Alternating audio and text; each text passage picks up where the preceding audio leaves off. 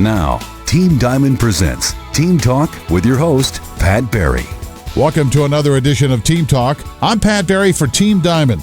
Today we have direct from the Cancun leadership meetings, Niken Diamonds, Jennifer and Tony Scoma. They're going to talk about the value of commitment. To start off, here's Jennifer.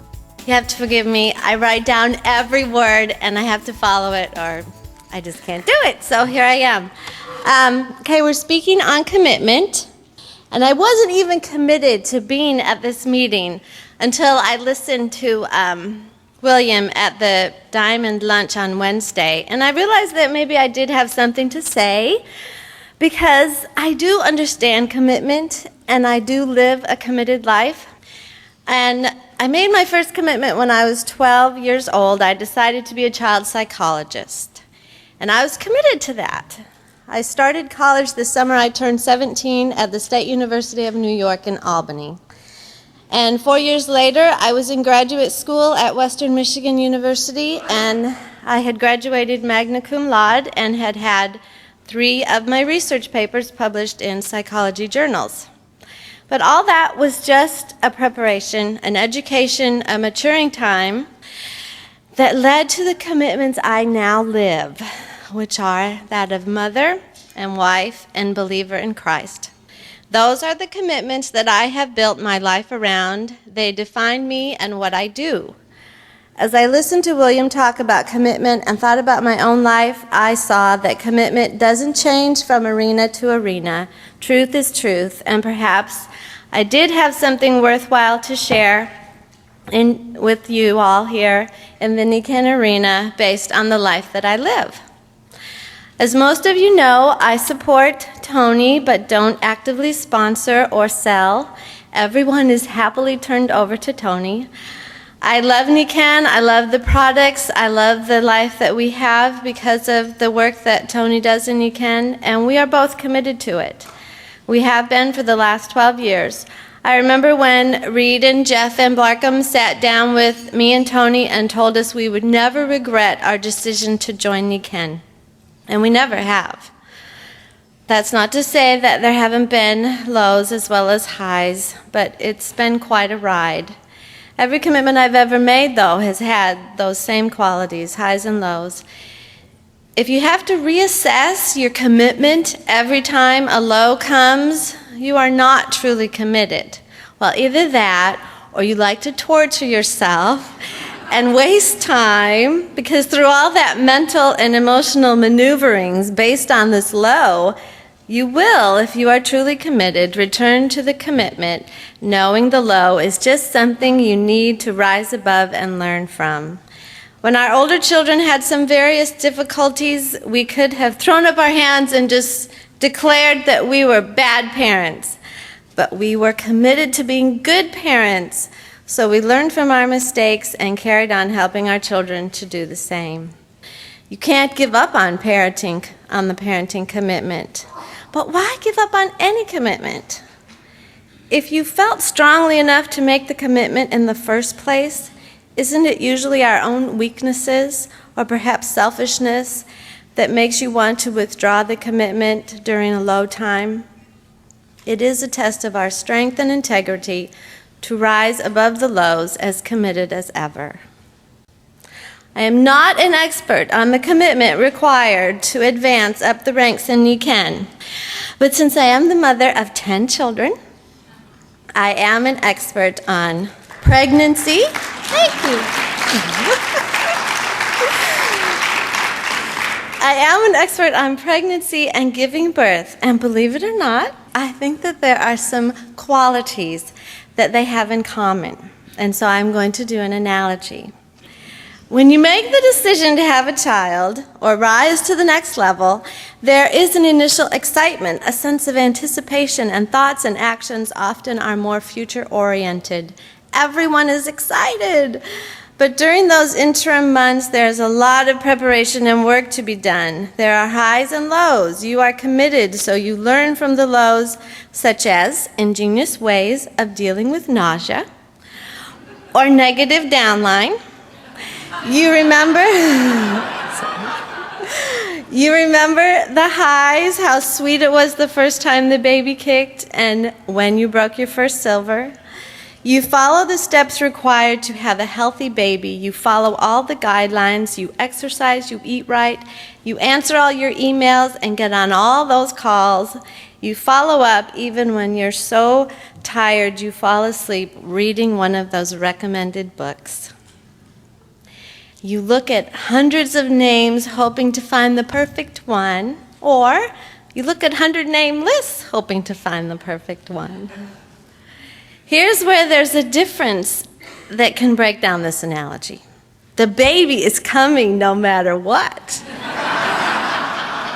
You, as a distributor, can lose confidence and, as the expression goes, throw the baby out with the bathwater.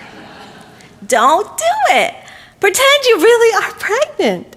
You're going to give birth to a chubby little gold ship no matter what.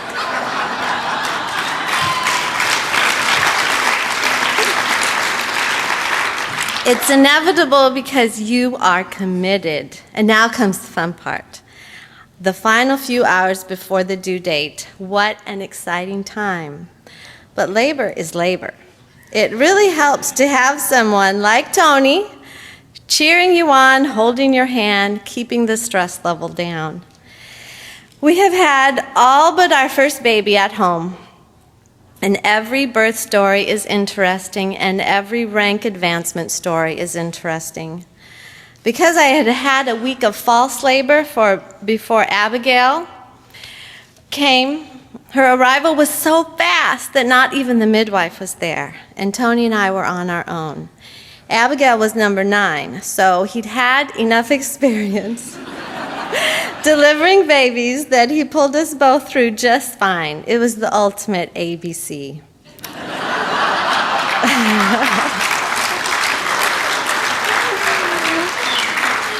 And I'm still not quite sure it all happened so fast. And I think I've heard some new silvers say the same.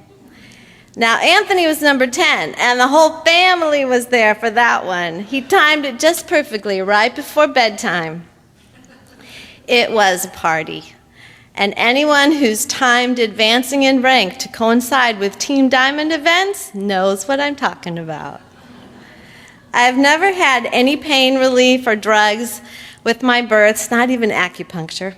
Just good old-fashioned labor and birth. So keeping that in mind, I have a confession to make.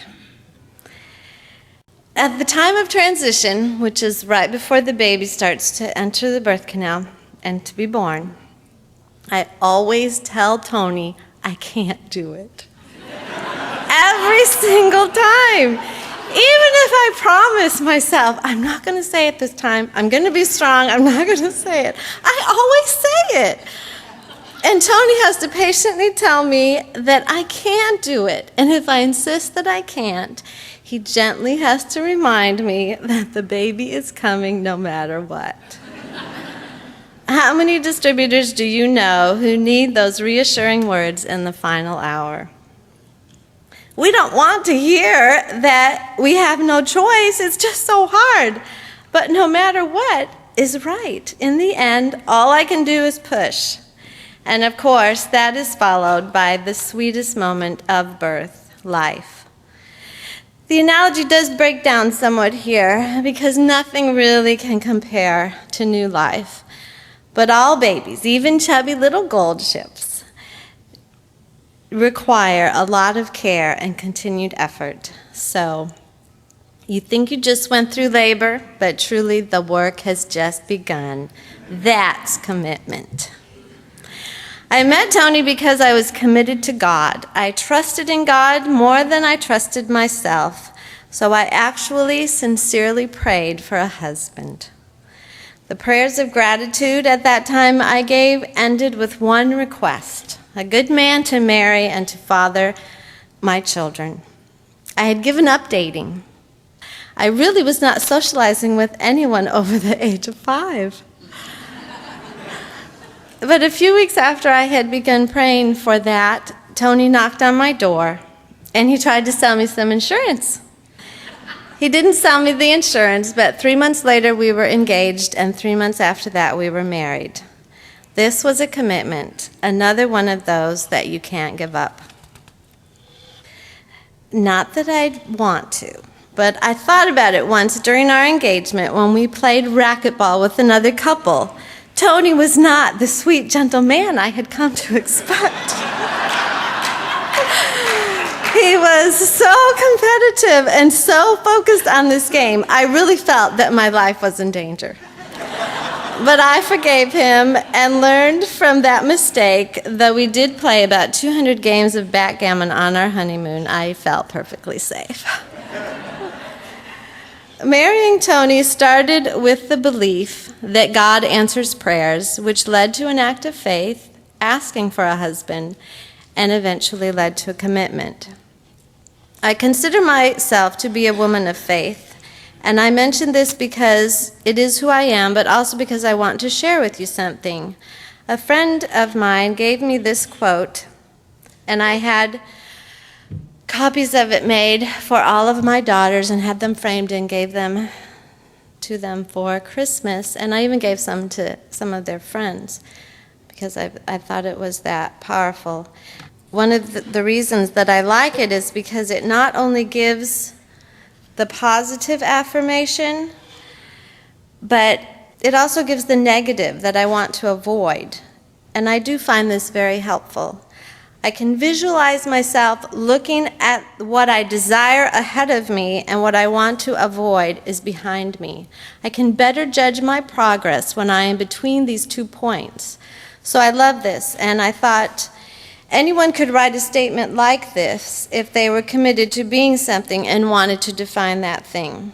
So this is the statement that I read every morning.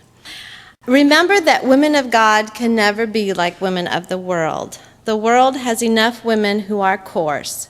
We need women who are refined. We have enough women of fame and fortune. We need more women of faith. We have enough greed, we need more goodness. We have enough vanity, we need more virtue. We have enough popularity, we need more purity.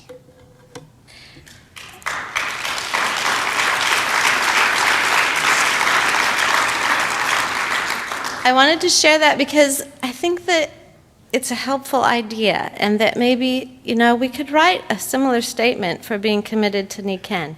And I just wrote this at 5 o'clock this morning. Anyway, I am a committed distributor of Nikken. Because of this, I will avoid negative time-wasting thoughts. I will focus on productive, inspiring words. I will not avoid prospecting.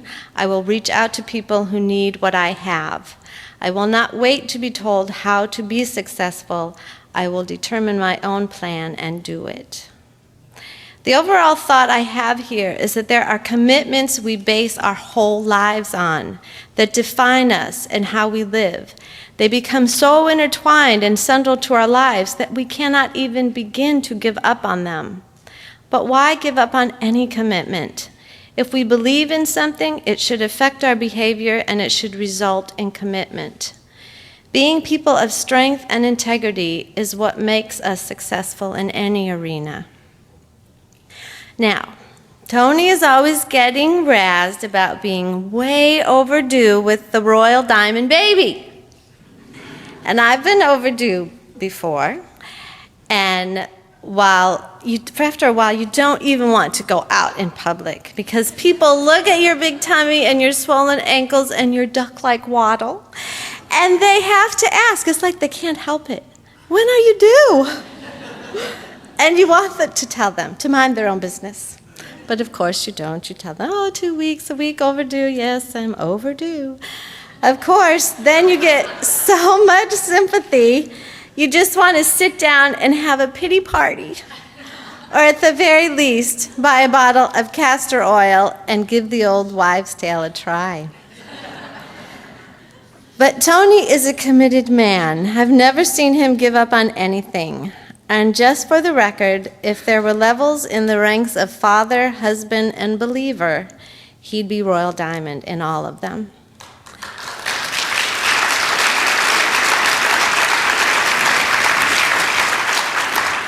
So we know that Royal Diamond in Nikken is coming no matter what.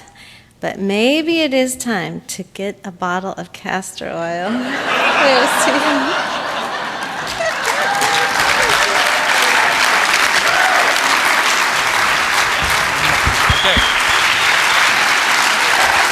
Jennifer Skoma.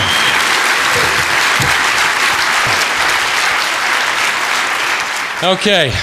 Well, good morning, everyone. Over the last couple of days, it was pointed out by Linda Proctor. Linda Proctor said that she reads the Harvard Business Review. I think she mentioned it 1 or twice or 100 times. I'm not sure, but I just want to point out that I don't. But I do read a prestigious journal. In fact, it's translated into 26 languages and is found in some of the more upper scale bathrooms in the world, and that would be the Reader's Digest. And well, I just want to point something out in the Reader's Digest here in just a second, but I got a few things to get off my chest. First is when we first came to the Moon Palace, they had these things that they had put around our wrist, you know. And I said, well, what's this? And they said, well, you need to keep that on. I said, do I get a new one every day? And they said, no. In fact, senor, if you lose it, it will cost you $100. Oh, really? So I got a little paranoid, and I figured, well, maybe there's something a little bit more to this than meets the eye. And I found a little-known brochure here in the hotel. It's not in Spanish, because I don't speak Spanish or read it. It's not in English. It's in a little-known language named Cancunese, okay? And I read this, and I found that you're not supposed to associate with anybody that has a wristband other than yourself. And if you're found with somebody with a wristband with a different color, the little employee comes by and kind of pricks you like that, and you turn red. And I can see that a lot of you have been associating with other people of other kinds of wristbands, okay? You've got to stop doing that. We live in a building called Toronjas, okay? And they have a picture of a grapefruit, and they try to tell me that that's what this building represented was a grapefruit, or that was the name of it. But I looked it up, and it's not a grapefruit at all. I looked it up, and it said Toronjos, outer darkness, where bad children go to play an eternal round of miniature golf, okay?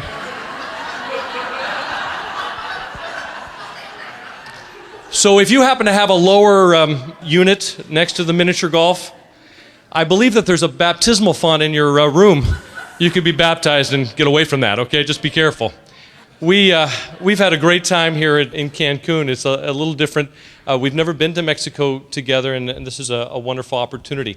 I got to tell you a story. A couple were leaving for about 6 weeks, and they had a dog. And so they went to their neighbor's little son, who's 9 years old, Mike. They said, Mike, now we want you to take care of our dog. It's going to be for about 6 weeks, and you have to make sure that you walk it, and you feed it, and you groom it. And Mike understood this. Now, this is a real-life story. This is not a joke. And they said, no, but the most important thing is you got to give it a lot of love and affection and play with it. And so, Mike, you know, are you willing to do that? Yeah. Well, so, Mike, what do you think the job's worth to you? He thought about it for a second, looked up at this couple and said, I'll give you $10. If we can find distributors who have that same attitude, okay, a lot of us we love doing what we do. And this is very, very important. And I just want to point out, Rita and Ernie, stand up for a second. Rita and Ernie Perea, let's give them a big hand. And I'll tell you why. Hi, guys. One is they're from Iowa. I think that's due a hand anyway. They've been in Niken for 5 weeks. In 5 weeks, they've taken a 5-hour round trip to St. Cloud, Minnesota to go to a wellness preview. They flew out to Southern California to come to the world headquarters. And they flew here because we said you need to be here because you guys are going to be leaders.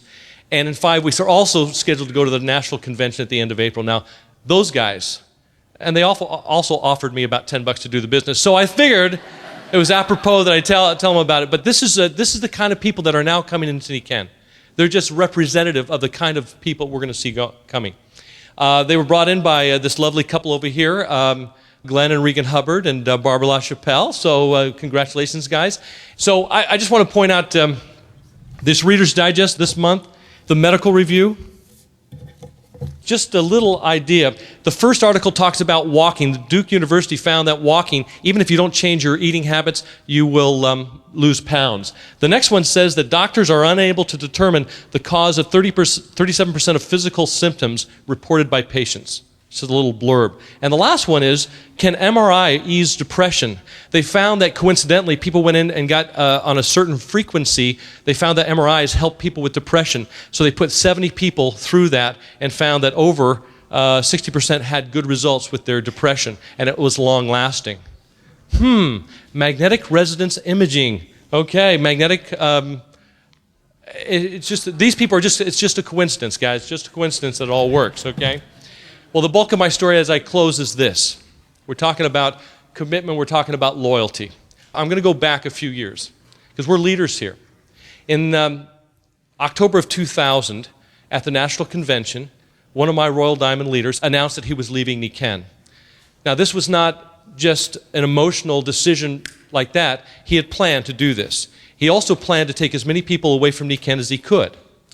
And he thought he'd get me away by talking to a couple of my platinums on my front level. And in fact, Linda Murphy, who did an excellent job up here yesterday, was badgered, but remained and became a diamond.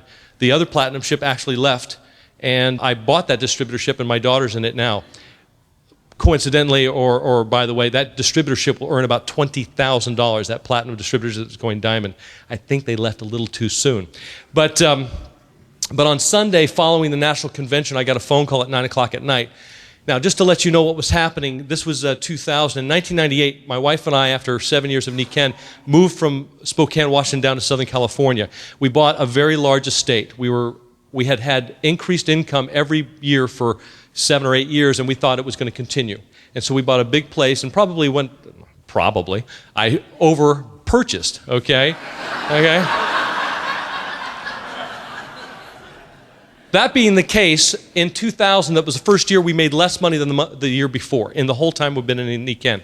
So we were concerned. He knew that. He fed on that. He called me up at 9 o'clock at night.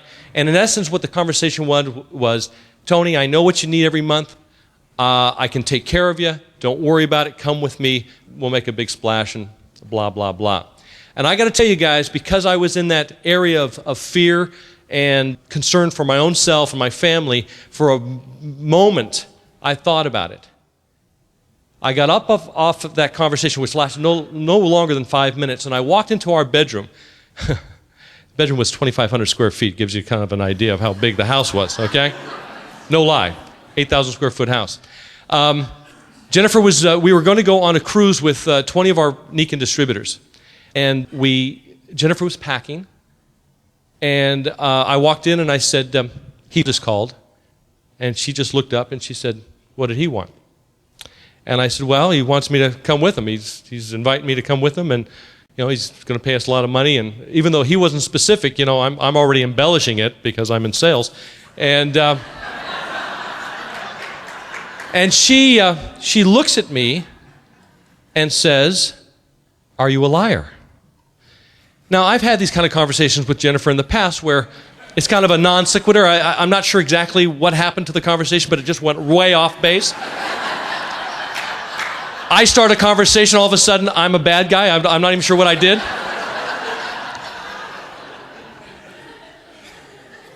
I said, what are you talking about? She goes, just answer me the question, are you a liar? I said, no, I'm not a liar. She goes, have you been lying to all these people for the last 9 years in Nikken about the company, about these products, and about this opportunity? Have you lied to them? Just like that, with that tone? I said, no. She said, so what are we talking about? And she went back to packing.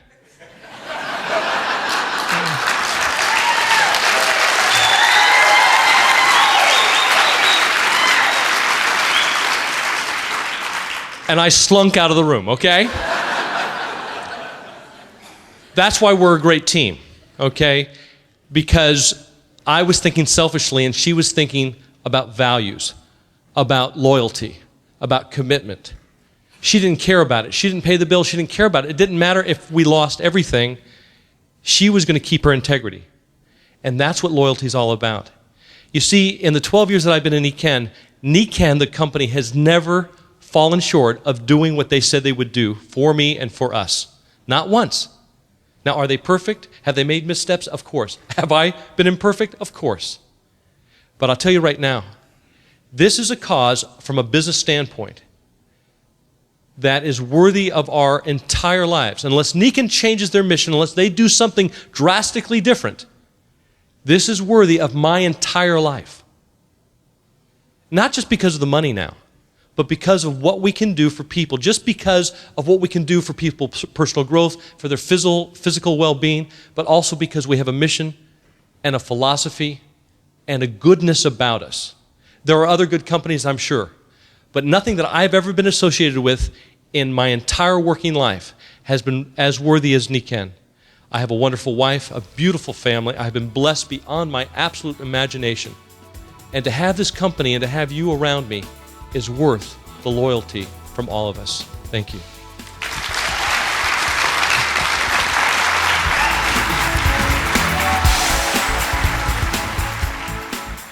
Thank you, Tony, and thank you, Jennifer. The Skomas, Nikken Royal Diamonds, direct from the Cancun leadership meetings. If you'd like a copy of this tape or any of the Team Diamond tapes, just contact us at Team Tools or at Team Diamond, and we'll see you on the Nikken Highway. The preceding audio is copyrighted by Team Diamond Incorporated 2004. All rights are reserved, including any and all intellectual property. All distribution rights are retained by Team Diamond Incorporated. No duplication of any kind is permitted without the prior express written consent of Team Diamond Incorporated. The claims, opinions, and representations herein are solely those of the presenters. Team Diamond makes no warranty expressed or implied for any purpose as the contents herein or the claims, opinions, or representations of the presenters.